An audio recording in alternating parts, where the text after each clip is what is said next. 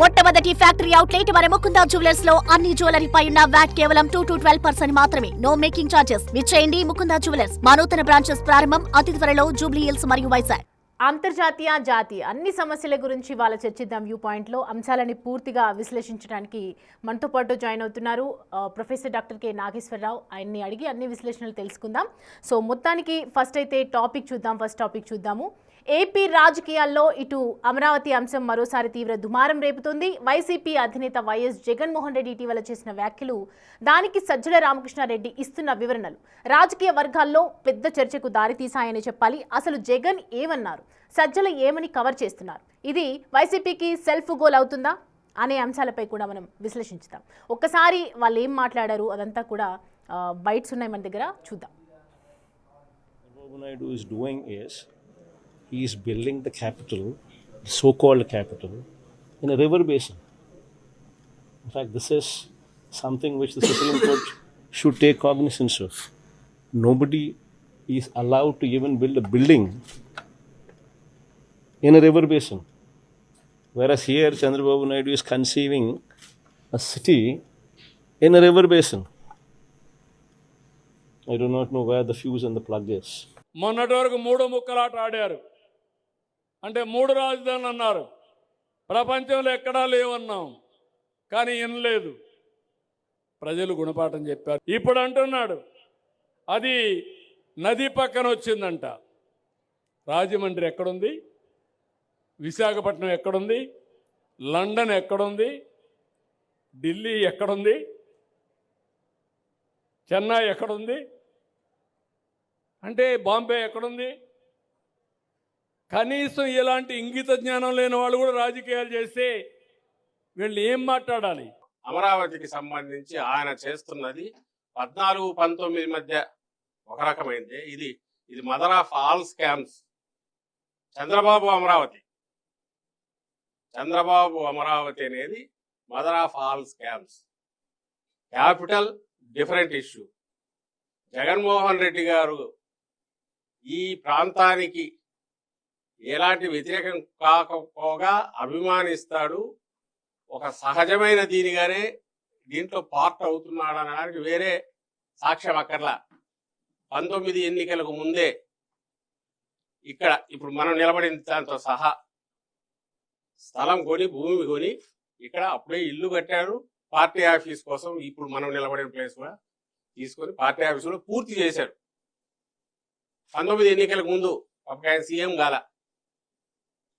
ఈ యాక్సెప్టెడ్ మనస్ఫూర్తిగా, ఎస్ ఇది చంద్రబాబు నాయుడు గారు ఎక్కడైతే అన్నారో క్యాపిటల్ ఓకే. నదీ గర్భంలో ఎక్కడ కట్టాలా, కానీ ప్రజలకి నదీ గర్భంలో కడుతున్నారు, కోర్టుకు వేయాలా? ఏందండి? ఒక నాయకుడిగా, ఒక ముఖ్యమంత్రిగా పనిచేసిన వాళ్ళు సుప్రీంకోర్టు స్పందించాలి. అదే చెప్పేది, దాని మీద స్టడీ చేసి చేయాలి. కానీ ఎక్కడ కడుతున్నారు, ఏంది, దాని మాస్టర్ ప్లాన్ ఏంది, ఎలా ప్లాట్లు అలాట్ చేశారు, ఏ ఏరియాలో అలాట్ చేశారు అనేది డిస్కషన్ ఏమీ లేకుండా విడివి జ్ఞానంతో ఈ విధంగా మాట్లాడదు తప్పు. అదే తెలుసుకోవాలా. యాక్చువల్గా రివర్ బెడ్ అంటే ఏంది, రివర్ బేసిన్ అంటే కూడా తెలుసుకోవాలి. రైట్. ఈ అంశానికి సంబంధించి విశ్లేషించడానికి మనతో పాటు డాక్టర్ కె నాగేశ్వర్ గారు మనతో ఉన్నారు. నమస్తే సార్. నమస్తే అమ్మా. రాజధాని అంశం అనేది ఎంత ప్రాముఖ్యత కలిగింది అనేది మనకు తెలుసు. ఏపీలో ఎంత పోరాటం చేస్తున్నారో దానికి సంబంధించి ఒక్కొక్కరు మాట్లాడుతున్నారు, వాళ్ళకి సంబంధించి వాళ్ళు డిస్కస్ చేస్తున్నారు. సో ఇప్పుడు జగన్ రివర్ బేసిన్ అని సడన్గా తీసుకురావటం, మళ్ళీ సుప్రీంకోర్టు గురించి మాట్లాడడం, సుప్రీంకోర్టు ఖచ్చితంగా తీసుకువెళ్తానని చెప్పడం, దాని తర్వాత సజ్జల వివరణ ఇవ్వటం, ఇదంతా ఏ విధంగా ఉంటుంది, అసలు ఎందుకు ఇలా దారితీస్తుంది, సజ్జల మళ్ళీ ఎందుకు వివరణ ఇస్తున్నారని అనుకోవచ్చు మనం? అంటే జగన్ మాట్లాడింది అర్థరహితమైంది, ఏ రకమైన అవగాహన లేకుండా మాట్లాడారు. అది సహజంగానే రాజకీయంగా బహుశా చెడ్డ పేరు వచ్చుంటుంది.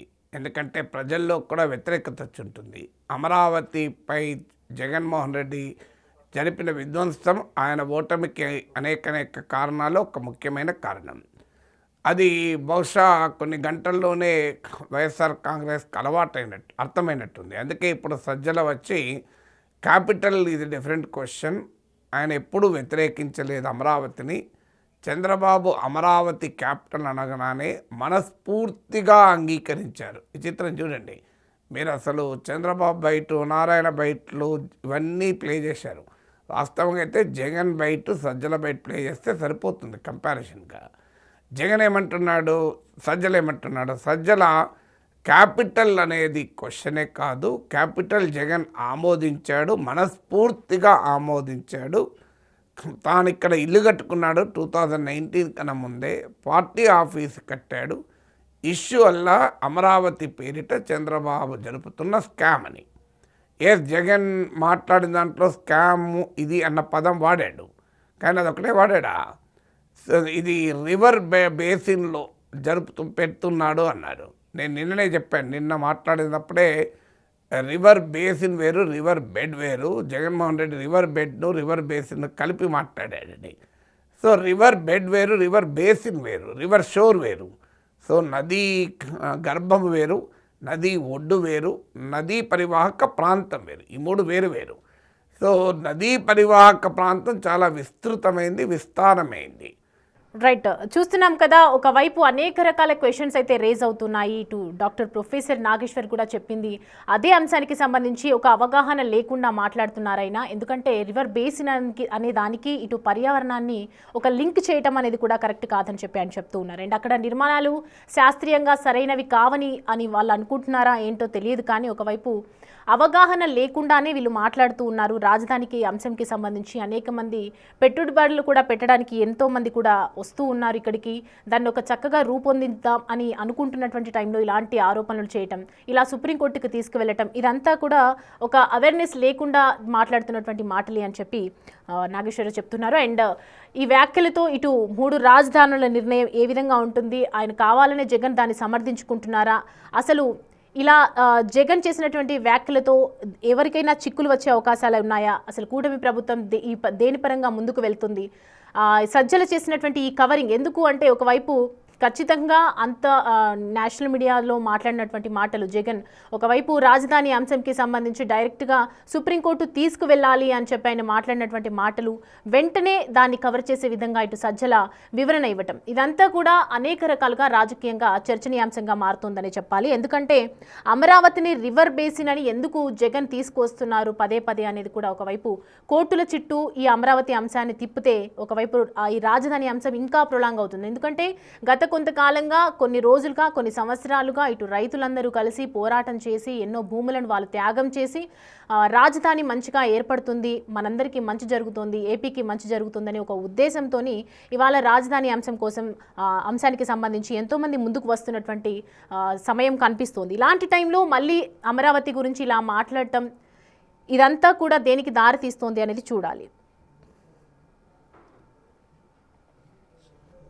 He is building the capital, so-called capital, in a river basin. In fact, this is something which the Supreme Court should take cognizance of. Nobody is allowed to even build a building in a river basin. Right, doctor professor K Nageshwar మనతో అందుబాటులో ఉన్నారు, మళ్ళీ rejoin అవుతున్నారు ఆయన. Sir నమస్తే అండి. Sir మాట్లాడుతున్నాము ఇందాక మొత్తం ఇప్పటిదాకా మనం మాట్లాడిందంతా కూడా వింటున్నాము. అకార్డింగ్ టు వైసీపీ పార్టీ మొత్తం కూడా ఒకవైపు దీన్ని తప్పుదోవ పట్టించాలని చూస్తూ ఉన్నారు, అవేర్నెస్ లేకుండా మాట్లాడుతున్నారు అని మీరు చెప్తూ ఉన్నారు. మధ్యలోనే డిస్కనెక్ట్ అయింది సార్. అంటే ఇక్కడ మనకు జగన్మోహన్ రెడ్డి చేసిన వ్యాఖ్యల్లో అవగాహన రాహిత్యానికి పరాకాష్ట ఏంటంటే river basin, river bed, river shore, ఈ మూడు వేరు వేరు. నదీ గర్భంలో రాజధాని కడుతున్నారు అని ఆయన ఉద్దేశం, కానీ వాడిన పదం రివర్ బేసిన్ అని. తర్వాత సీఎం ఎక్కడుంటే అక్కడ రాజధాని అని. సీఎం ఎక్కడుంటే అక్కడ రాజధాని కాదు, గవర్నమెంట్ ఎక్కడుంటే అక్కడ రాజధాని అవుతుంది. గవర్నమెంట్ ఉన్న చోట సీఎం ఉంటాడు, అది head of the government. So ఈ అవగాహన లేకుండా మాట్లాడాడని చెప్పి చంద్రబాబు నాయుడు అటాక్ చేశారు, ఒక రకంగా ఆయుధం ఇచ్చారు. దానికన్నా ఇప్పుడు మీరు సజ్జల చెప్తున్నాడు వ్యతిరేకం కాదు, మనస్ఫూర్తిగా అంగీకరించాడని. ఎక్కడ అంగీకరించాడు? Even supreme court should take cognizance అన్నాడు. అంటే అమరావతి నిర్మాణాన్ని సుప్రీంకోర్టు కూడా అడ్డుకోవాలి అని చెప్తున్నాడు. అడ్డుకోవాలన్న పదం వాడలేదు, కానీ సుప్రీంకోర్టు కూడా దీన్ని ఆలోచించాలి, నదీ గర్భంలో కడుతున్నారు అన్నారు. ఇక దీనికన్నా అమరావతికి వ్యతిరేకమైన స్టేట్మెంట్ ఏమైనా ఉంటుందా? ఇప్పుడు వచ్చే సజ్జల లేదు అని అమరావతికి మనస్ఫూర్తిగా అంగీకరించిన మాట నిజం. 2019కి ముందు ప్రతిపక్ష నేతగా రాష్ట్ర శాసనసభలో అమరావతికి మద్దతు పలికాడు.